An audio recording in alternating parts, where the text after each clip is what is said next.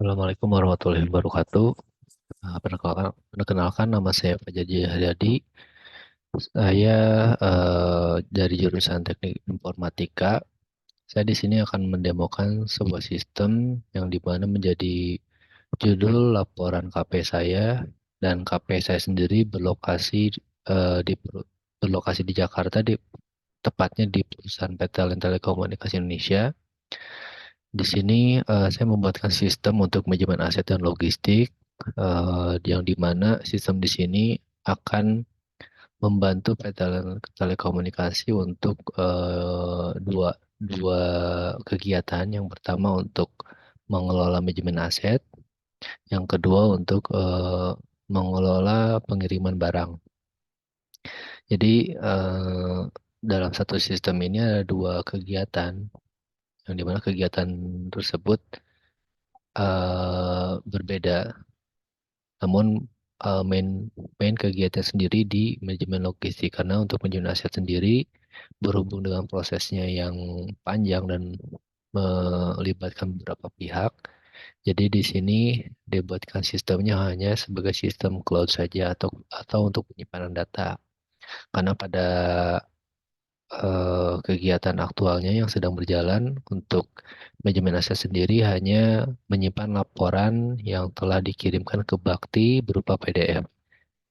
Untuk prosesnya tidak tidak disebutkan, karena banyak proses yang dilakukan untuk pelaporan aset sendiri, dari mulai penyiapan datanya, proses rekonsil, terus ada proses di mana perlu komunikasi dengan pihak ketiga antara lain Bakti dan juga PT Survei Indonesia terhadap laporan yang akan dikirimkan oleh PT Telekomunikasi Indonesia.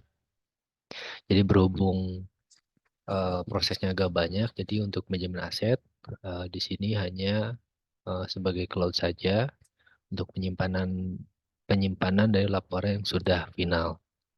Eh, Terus yang kedua, untuk manajemen logistik, eh, itu untuk eh, proses administrasi untuk pengeluaran barangnya.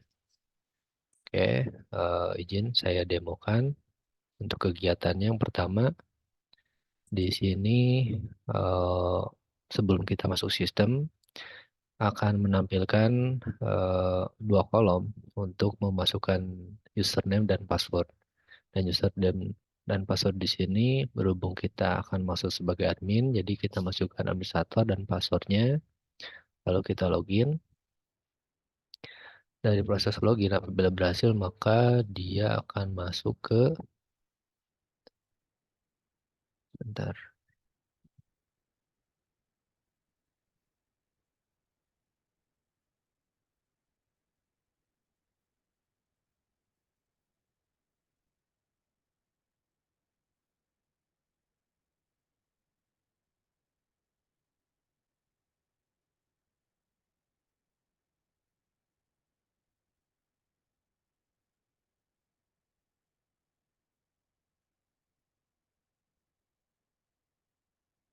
Nah, bila berhasil maka tampilan awal setelah kita memasukkan username dan password akan memunculkan proses DPPB yang sudah berjalan atau sudah selesai.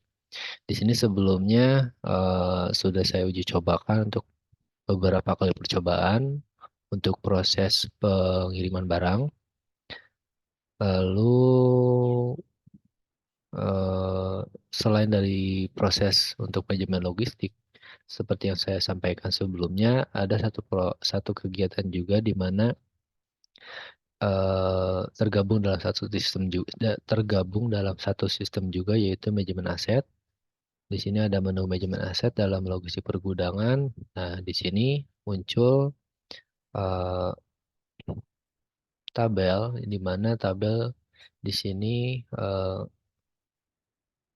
akan mencatat laporan yang sudah dilakukan oleh PT Len Telekomunikasi Indonesia. Untuk menambahkan, di sini ada tombol tambah. Nah, di sini kita bisa masukkan file yang sudah selesai dan disetujui oleh PT Survei Indonesia dan Bakti Kominfo laporannya. Kita ambil contoh di sini satu, anggap sebagai laporan.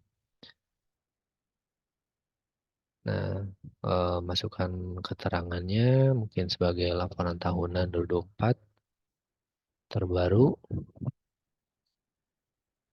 Apabila sudah selesai, maka simpan. Nah, selain menambahkan, di sini juga ada fungsi untuk mengubah dan menghapus. Untuk mengubah artinya kita mengubah file yang sudah diupload. Tapi kalau misalkan tidak ada yang perlu diubah, maka ini bisa dibiarkan. Lalu juga ada menu hapus di sini untuk menghapus file yang sudah diupload di manajemen aset. Apabila emang ada kekurangan terhadap laporannya atau salah upload gitu. Kita coba di sini kita hapus. Apabila berhasil maka file yang sudah diupload akan hilang atau yang kita pilih untuk dihapus maka akan terhapus. Oke, selanjutnya ke kegiatan utamanya untuk pengiriman barang. Untuk prosesnya, untuk proses pertama untuk pengirim barang, admin akan mengajukan DPPB yang diminta oleh tim di lapangan.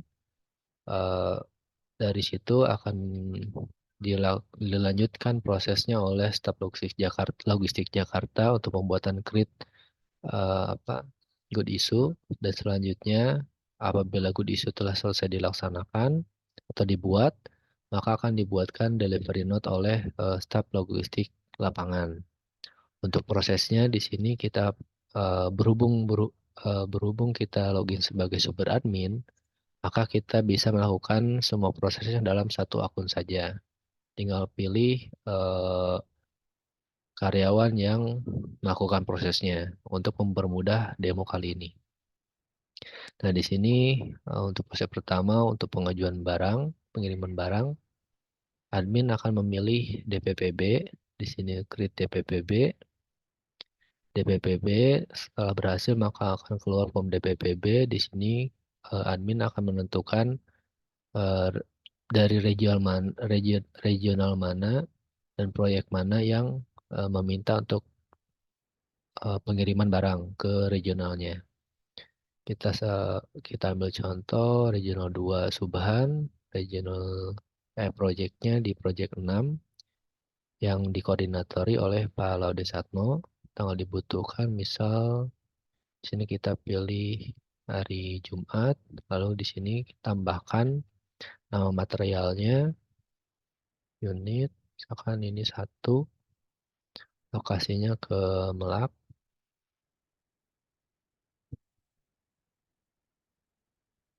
lalu tes.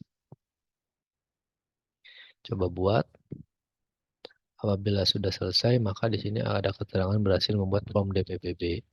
Nah, untuk selanjutnya di sini ada proses approval yang perlu dilakukan oleh eh, Subhan, Pak Febri sebagai manajer, dan Pak Ilham Hardian sebagai Kadif 1, dan Pak Hari sebagai Kadif 2. Eh, kita lanjutkan proses approvalnya dulu. Kita pilih login sebagai Subhan. Di sini ada chip, approval, lalu login sebagai Febri.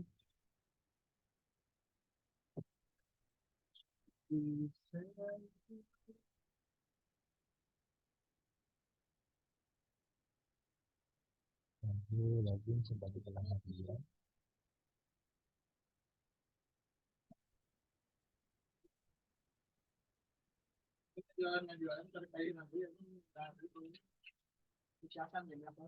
Lalu login sebagai yang hari.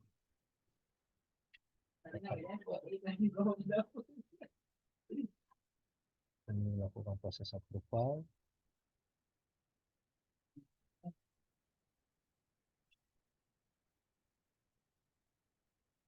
Kita kembali sebagai administrator. Nah, Ini status langsung berubah apabila sudah eh, di approve oleh beberapa pihak di internal untuk approval DPPB yang diminta. Untuk melihatnya, kita bisa melihat DPPB di sini. Untuk DPPB-nya ini yang sudah dibuat, nama pemohonnya Laudesa Ola Ode Musaur Satno, tanggal pengajuan dibutuhkan, regionalnya, dan barangnya apa saja di sini terlihat. Dan statusnya juga keluar dalam proses. Nah, untuk tahapan selanjutnya, dari admin sudah selesai melakukan DPPB, maka tugas dari staf logistik Jakarta untuk membuatkan GI. Nah, kita lanjut login sebagai staf logistik Jakarta.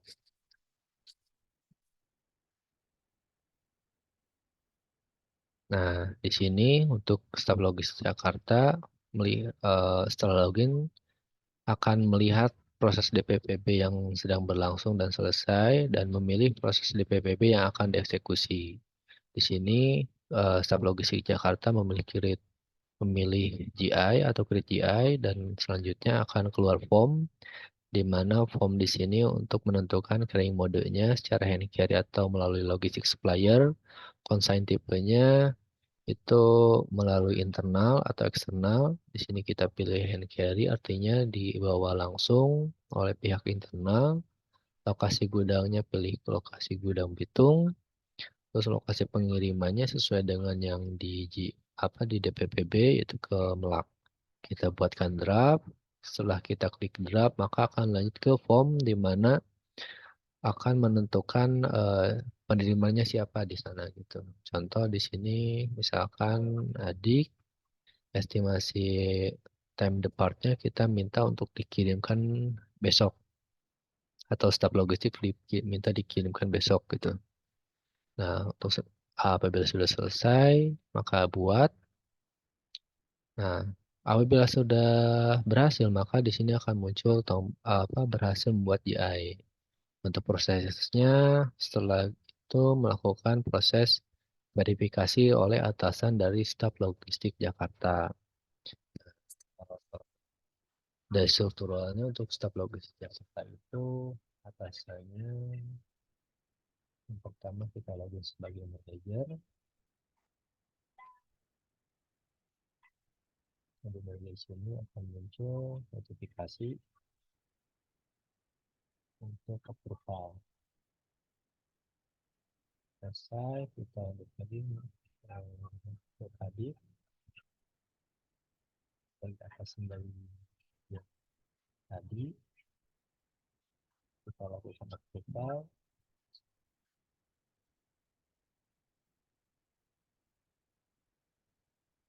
Nah, sudah selesai, maka kita kembali ke staf logistik Jakarta. Apabila sudah selesai, maka kita lihat di sini. Nah, kalau misalkan sudah dibuat, maka akan ada notifikasi GS sudah dibuat. Untuk melihatnya, kita bisa lihat di sini. Kita download. Nah, ini untuk GI yang sudah dibuat melalui sistem. Sini otomatis ada perubahannya gitu. Dan berapa, sama berapa oleh aktor-aktor yang uh, dibutuhkan untuk pembuatan GI ini. Nah, untuk selanjutnya setelah GI dibuat maka bisa dilakukan pembuatan delivery note atau dokumen yang diperlukan untuk tanda terima antara staf logistik lapangan dengan mover dan juga penerimanya nanti. Di sini ya, dibuatkan DN. Nah, di sini untuk DN kalau misalkan GI belum dibuat, maka kita bisa melakukan create DN. Akan muncul notif GI belum dibuat itu. Jadi kalau misalkan sudah, maka bisa melanjutkan proses selanjutnya seperti yang saat ini ditampilkan. Nah, kita pilih GI-nya yang akan dibuat. Untuk memastikannya sebelum membuat DN, kita staf logistik akan memastikan dulu materialnya dulu berupa apa dan disiapkan, terus memastikan kedatangan siapa, hasilnya berikutnya, terus ini konsennya siapa, penerimanya, terus nomor teleponnya, dan alamatnya, dan tanggal dikirimnya. Dan di sini ada apa? eh, apa, upload dokumen yang perlu diupload itu di sini packing list, karena untuk packing list ini sebagai lampiran di mana list material yang diperlukan untuk pengiriman. Kita contoh anggaplah ini sebagai packing list. Apabila sudah selesai maka dibuat. Nah, kalau sudah selesai dan berhasil, maka di sini akan muncul notifikasi draft DN berhasil dibuat. Untuk lihat draftnya, kita bisa di sini kita lihat file DN-nya, dan seperti inilah untuk DN yang dibuat oleh sistem outputnya. Nanti dari staf logistik lapangan itu akan menandatangani atau memprint dulu dokumennya, lalu melakukan proses tanda tangan dari staf logistik lapangan, lalu komuter dan penerimanya. Dan apabila sudah selesai, Pak staf logistik akan mengupdate kembali si proses BPPB ini. Jadi di sini apabila sudah selesai maka bisa di close BPPB-nya. Ini update selesai diproses, material sudah turun. Submit.